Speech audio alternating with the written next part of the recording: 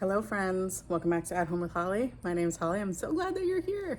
Today we are starting on a very big project outside. We are going to be installing the landscape fabric in the garden beds for the grape and berry area, and I'm excited, so let's get started. So this is the area right over here. We're gonna go along this fence row. It's gonna be great. Okay, friend, so just like every other project that I do on my property, it is just me. I'm the only grown up, only adult on the property. So all these things just take a little bit longer and I just squeeze it in when I can. So this was the day that I had enough time to lay out the landscape fabric and get it tacked down. It also happened to be a very windy day, so that may not have been perfect timing, but we made it work. So I laid it out and then I went back and I got a few staples in just to kind of hold it down. And then I actually went back and secured it with a ton more staples. So I don't have the back that I had when I was 20 years old. So this was actually probably one of the harder things. This and putting the edging down was actually harder for me than everything else, just because I have to be in this position for so long. But totally worth it. And I think it ended up looking pretty great. Okay, so this is the next day, and on this day, I had most of the neighborhood kids over bouncing on my trampoline. So I just kind of sat down and took the time to kind of chat with them while they were on the trampoline and hammer in some edging along the way, just as I was hanging out with them. So it was nice weather, less windy, and I was able to get all of this done in a pretty short amount of time. So here's what it looks like when it's all done. And after I finish this, I'm actually going to head inside and put together all of the empty beds and then carry them out because I have found that it is easier on my back to do that inside. Okay, so you guys can see it's not perfectly level because my ground's not perfectly level. So there is a slight incline and then decline, but that's okay because that's how my ground goes and that's how the beds go. So we're gonna be putting the berries in there, and then there's going to be a post, a grape plant, a tea post, a grape plant, a tea post, a grape plant, and then another 4x4. So the grapes will be trellised all along the back, and then the lower berries will be in front. And then of course our dwarf fruit trees will be right here. So everybody will get plenty of sun, but we'll be able to have lots of yummy things growing. So you can see how easily I'm moving these, that these are very light when they are empty. So Olivia and I actually put these together in no time. We've done it before when we made the other bed, and so we put them together and then carried them out one at a time. So when I do these beds, I cut the landscape fabric back and then I layer the bottom with cardboard just to help suppress the weeds initially and the grass from growing through. I have found that that works pretty well, as enough for me. Another option that you could add into the bottom if you have a problem with voles or moles would be hardware cloth or chicken wire fencing, that chicken fencing that you can put underneath, but I don't really have that problem in my area. So I just cut away the landscape fabric, put down the cardboard, put down the scraps of Brussels sprout stems and sunflower stems and all the things that are really hard that needed a good place to compost. And then I had some old bags of soil or potting soil, garden soil or potting soil in my garage, just cheap stuff that I wanted to go ahead and use up. So I layered that on the bottom, and then I'm going to add the really good compost that I had delivered onto the top of the beds as a nice start for them for their growing life. This is the really cool part about starting a raised bed garden, though, is you can fill the bottom half of your raised bed with anything that's organic material. So stumps and limbs and cardboard and straw and anything like that that you can use to fill the bottom of the beds is totally fine. All right, friends. So it rained and rained. After I filled the first bed, it rained and rained, which is actually perfect timing because all of the cardboard laid in the bottom got a really nice slow soak. So It's been not raining for about an hour. The gray clouds are still there. But I'm gonna try to take a few more loads in and maybe fill up at least one other bed today.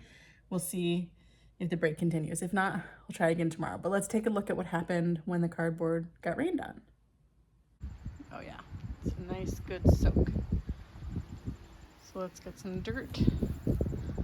Not dirt, let's get some compost in a few other beds, at least one more. Friend, we learn as we go, and the first few loads of compost, I am shoveling it out as if I am topping off an already established raised bed, and I very quickly realized that that is crazy, and I should dump the Gorilla Cart in and save my back a little bit. So, you know, I'm older and wiser than I was when I started this project, for sure. Oh, and yes, those gray clouds you see, they are rain clouds, and they are headed straight for my backyard. Yep, got rained out. We'll try again at the next rain break. I don't think it's gonna keep going all day, but it might, and if so, we'll just pick up tomorrow.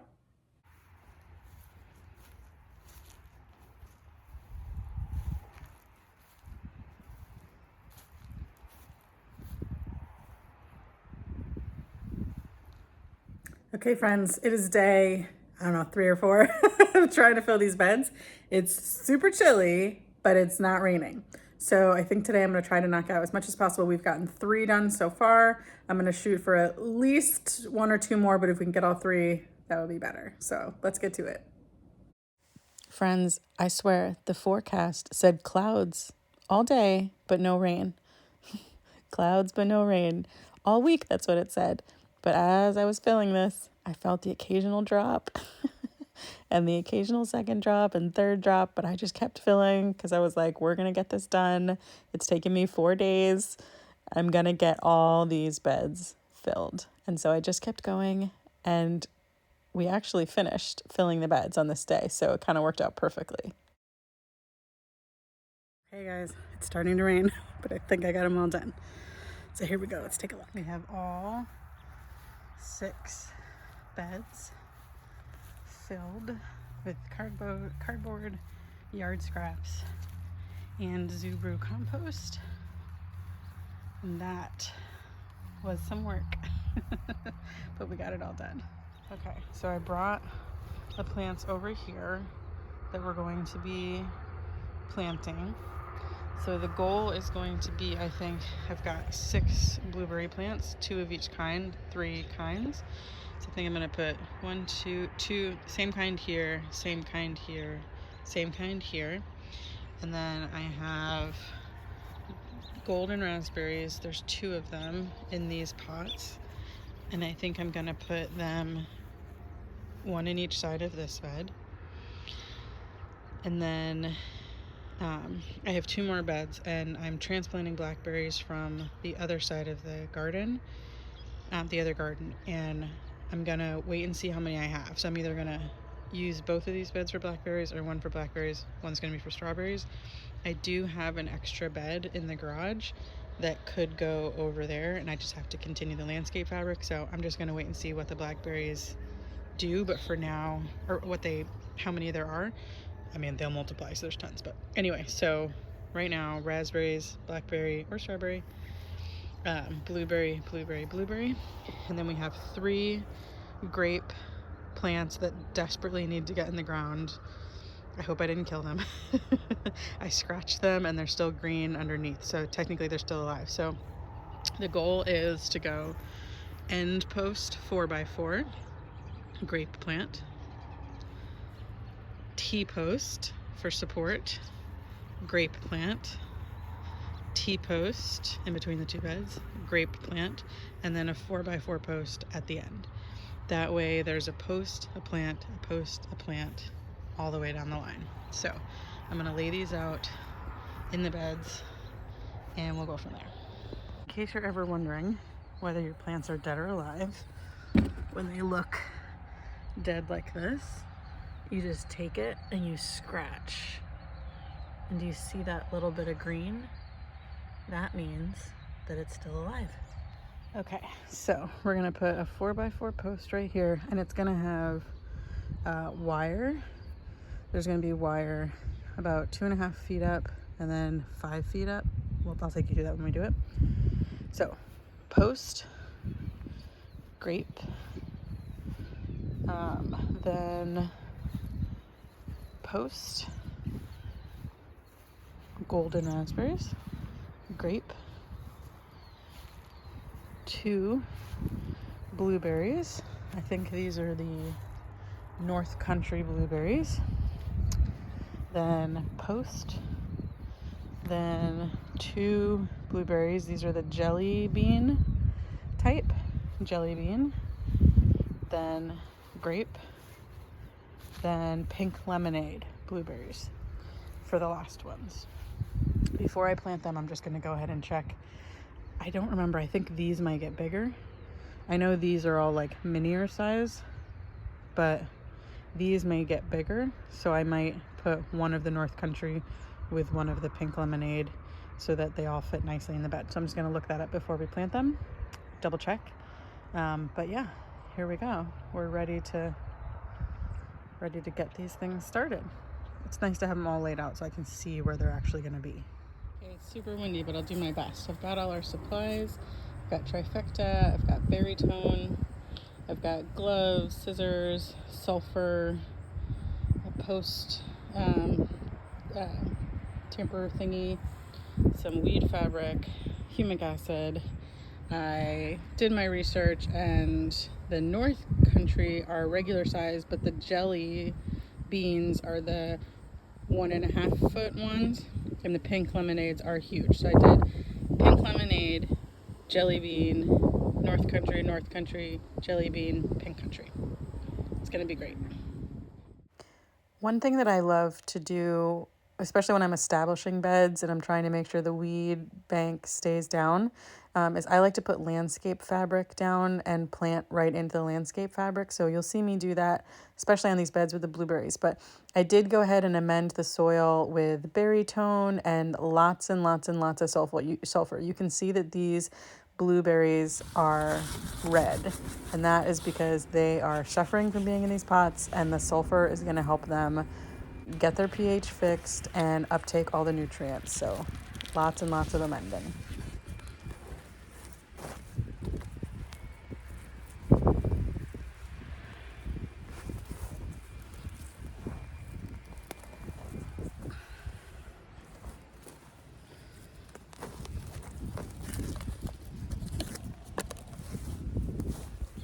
Just going to push the compost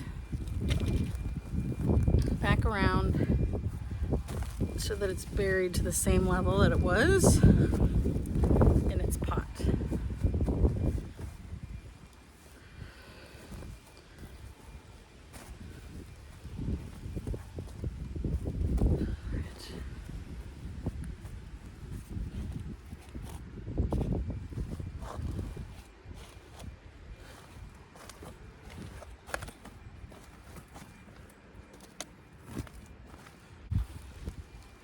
All right, same thing with this jelly bean. Ooh, roll away pot.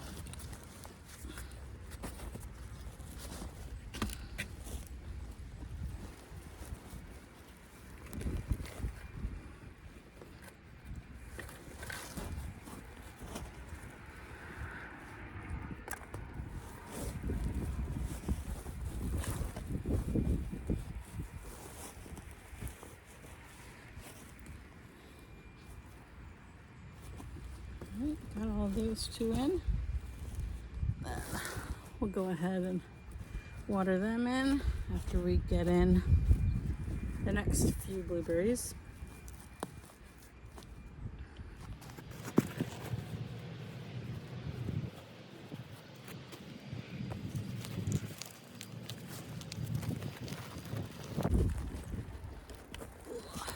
This one got a lot of rain in the pot.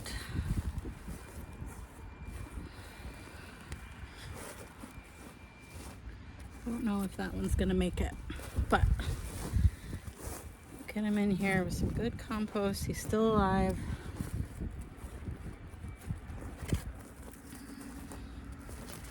Even though he is suffering. Hopefully we'll get him watered in and he'll like it there.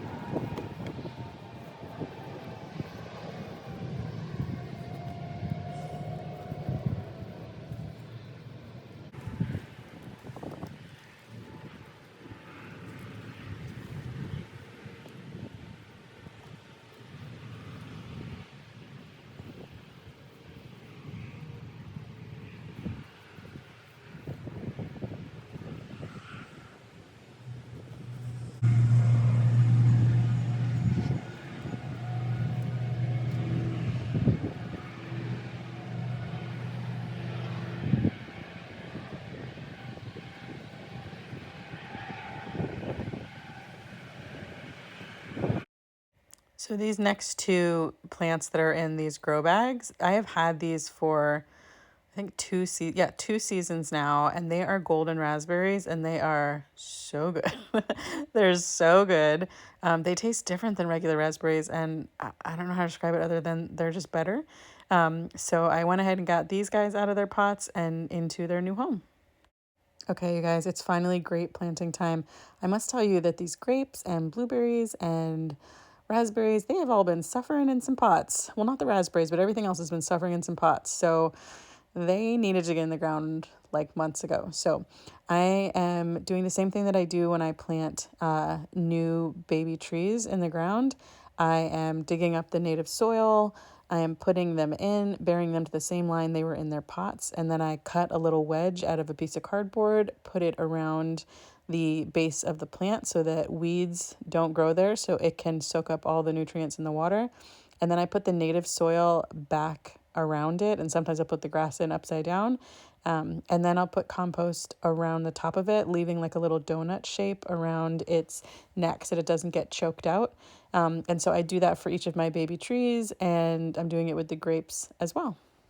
Native soil when you're planting trees and grapevines and things it's super important. So the roots, you want them to go down deep and find all the good, yummy stuff in the soil. And if you plant their roots and put perfect compost right there, they're not going to stretch down deep and you're not going to have strong plants. So native soil, cardboard, and then compost on top so that after the worms are done eating that cardboard up, there are some yummy, yummy things with the compost waiting for them after their roots have gone down deep. Okay, it's pretty windy, but I'll try my best. So there's the post, the 4x4 that's going to go there. Blackberry bed. Not sure. I think that's a blackberry bed. That is the first grape.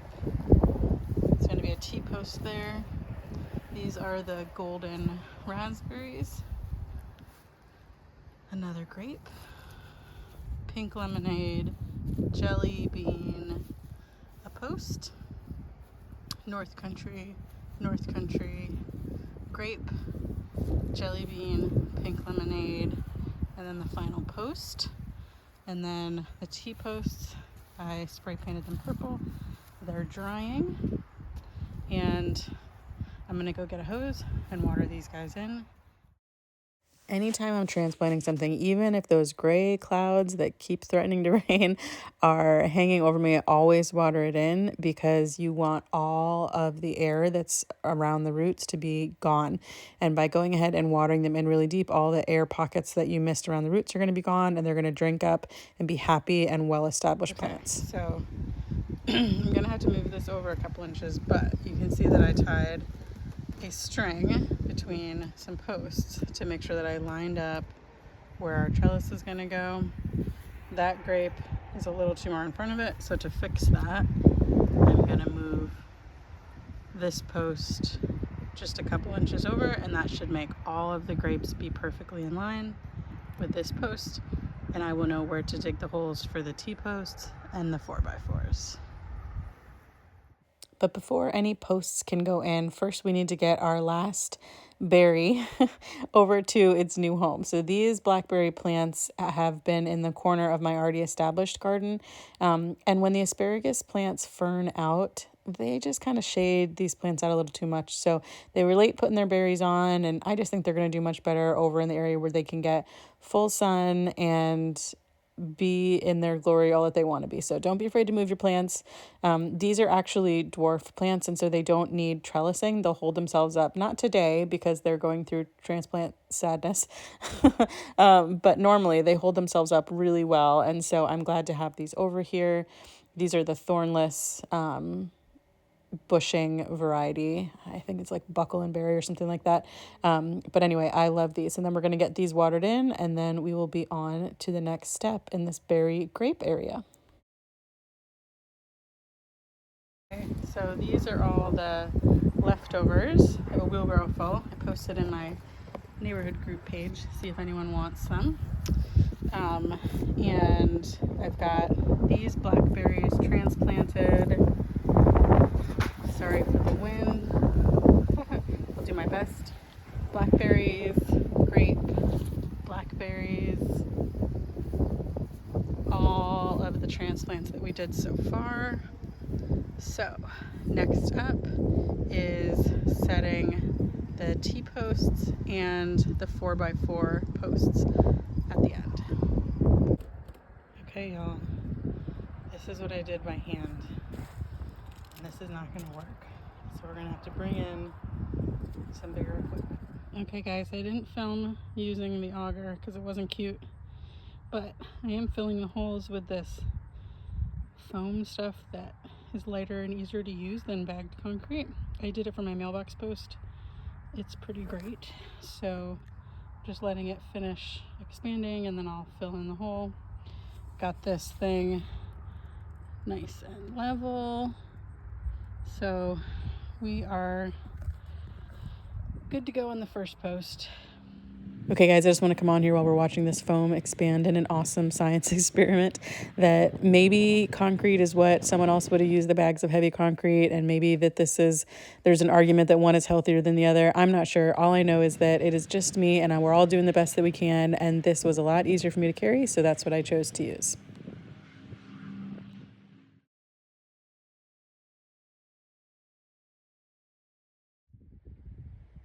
Okay, so we've got our 2 end posts in with the 4x4s nice and cemented in the ground. And then we've got our 2 T-posts in the ground as well in between them. And they are nice and in a straight line because I used that string. And now we're going to get the first line of wire up. Okay, you guys, it's the final day of our berry grape awesome bed project. And so today we're just going to install the wires that go across for the trellising system. There's a ton of different ways to do it. None of them are wrong or right. For me, I decided I was going to do, I'll put the name across the screen. I can't remember what it's called, but you basically do 1 line of wire going across at like 2.5 feet, just as something for the grape plant to hold on to at support. And then you put the second wire, two wires going horizontal, and then you put the second wire up right about 5-ish feet, just below 5 feet, basically. And that's where the grape will spread out and drop its fruit will hang down from the top wire is what I'm trying to say.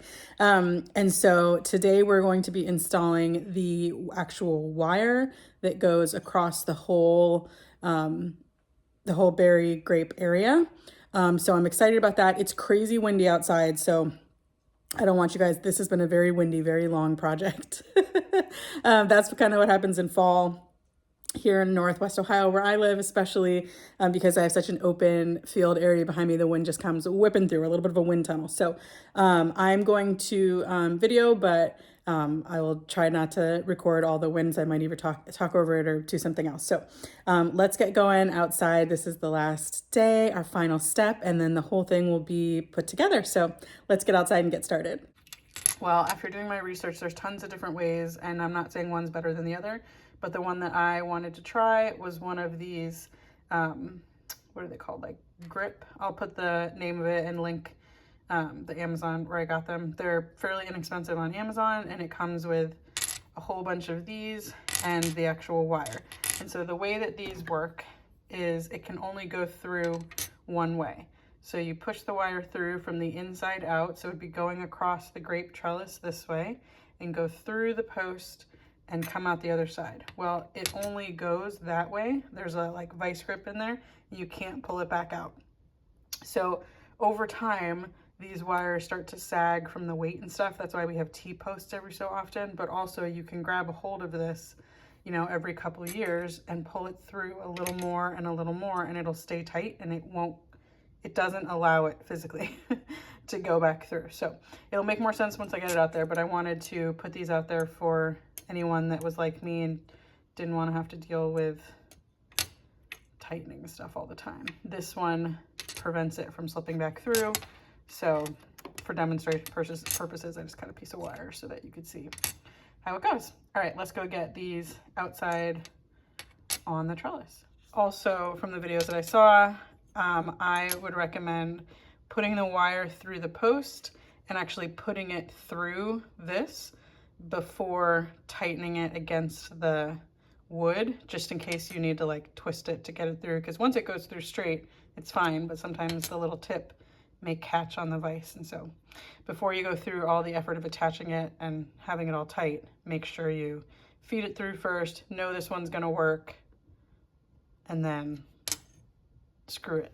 It has little screws so you can attach it right to the wood post. So I would feed the wire through before you attach it to the post. So this part went pretty quickly and pretty easily. I just used a 1/2-inch spade bit and drilled my 2 holes after I measured and leveled them. So these 2 vices are just going to set right perfectly in these holes. I got one for the top hole and one for the bottom hole. We're going to feed the wire through and then go ahead and attach the screws to make sure that they stay in place.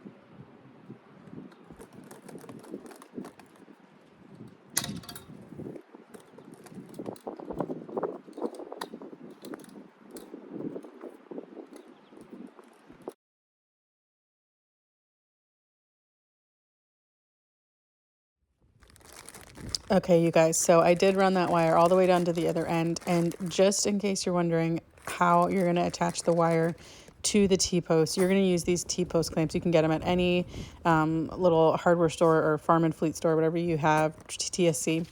And you can get a special tool to attach these. Sorry for the camera work. It was very windy and it kept blowing over and I couldn't get it to be at the right angle, but you can use a special tool to attach these, or you can just use a screwdriver. So you take it from behind, hook it right there, and then you take the end of a screwdriver and you just twist. You twist it around and it holds on really tightly to the wire, and then you are done and you can tighten it up. You might have to go around twice, which with the little tool, you only have to go around once, and you can see I don't have it tight enough the first time, so it can still wiggle a little bit. So you wrap it around one more time and then kind of tuck the end, and then it's going to be snug and you have a firm wire.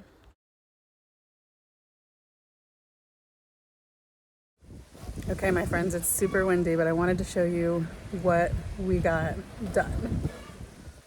Okay, the wind was just too strong, so I'm going to tell you what I'm saying. We have our two lines. The top line is not all the way tight, but that's okay because they're not going to hit that line for like another 2 years. But our bottom strand of wire is a little bit tighter, and I can still tighten it even more, but I did leave the ends long. I didn't snip them off right at the end.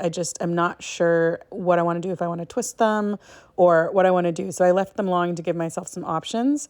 But we do have the bottom line pretty tight, and bonus, it is holding up all of our beautiful blackberries and raspberries that are surviving their transplant shock right now. So we have our grapes planted, we have all of our berries planted, we have our 2 wires. These are more of our blueberries, and T-posts are looking strong and cute and purple, and more blueberries. And finally, our last end post, and I'm super proud of the work that we did. This project did take a little bit more time than I thought it was going to, but I'm super proud of the way it turned out. The fact that this berry and grape area is right next to our dwarf fruit tree orchard. I just love the way this area is going to grow and develop. Thank you so much for watching this video. If you liked it, go ahead and throw that thumbs up. Be sure to subscribe if you haven't already, and I can't wait to see you next time. I appreciate you guys so much. Bye, friend.